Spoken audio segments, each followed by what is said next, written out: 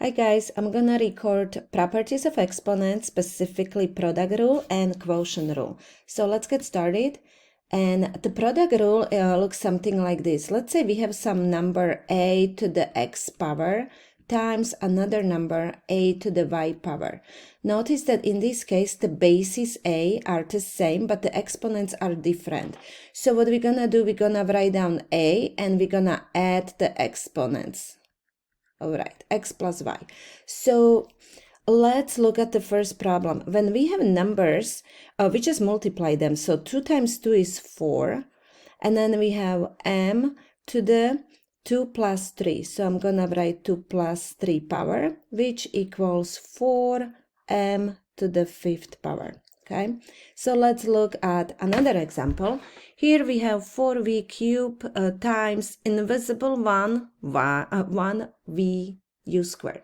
So again, we multiply the numbers, so 4 times 1 is 4.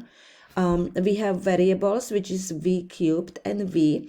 And most common mistakes students do, they just write it's v to the 3rd power and treat this v as it was to 0 power, which is not correct, because here we have invisible 1, right? It's a 1v, 1 copy of v and 3 copies of v. Think about this way. You have v over here, and then here you have 1 more v. So together you have v to the 4th power, right?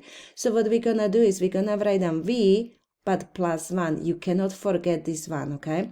And then what we're gonna do is we're gonna write, let's not change the color yet. We're gonna write u squared. There is no more u's in this factor, so we're just gonna write u squared.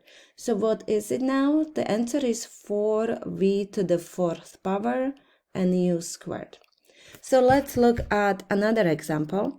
Over here, we're gonna multiply 2 times 4, 8.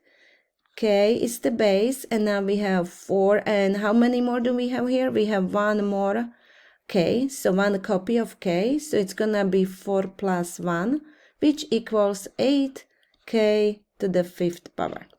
Okay, so that was the product rule. Now let's look at the quotient rule. So for quotient rule, it's kind of similar, but instead of adding exponents, we're gonna divide. Subtract. So let's say we have a to the x power divided by a to the y power. So in this case, we're gonna write down the base, which is a, and we're gonna subtract the exponent. So we have x minus y. So let's look at the first example.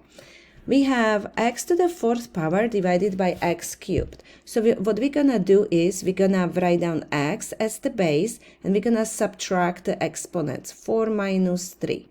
That equals x. 4 minus 3 is 1. If you like, you can write it down, but you don't have to. It's basically just x, okay? So another example would be, let's say we have 5m to the 6th power divided by 10m squared. What we can do is, or we should simplify as much as possible. So you want to actually simplify 5 and 10. And we know that 5 divided by 5 is 1. And 10 divided by 5 is 2. And now let's look at the exponents. So we have m, and we have 6 minus 2, right? So what does it equal to? It equals m. 6 minus 2 is 4, but we still have the 2 in the denominator. We cannot just leave it out. So the answer is gonna be m to the 4th power divided by 2. So I would encourage you now to pause the video, work out the problem on the bottom, and then play the video and see if you got it correctly. Okay, so let's look at this problem. We have 9 divided by 3. So we know that 9 divided by 3 is 3. Then we have x squared divided by x squared. Now keep in mind, if you have a x squared divided by x squared, it's just cancel equals 1. We don't have to write 1. You can actually cancel. Or if we have to use the properties of exponents, we would write x squared minus another squared here, which is x to the 0 power.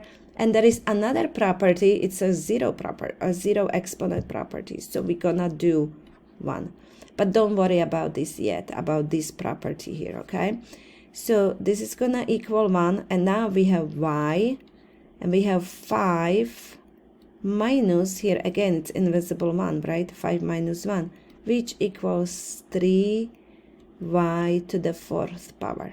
Okay, so I hope that was helpful, and next video is gonna be more properties of exponents.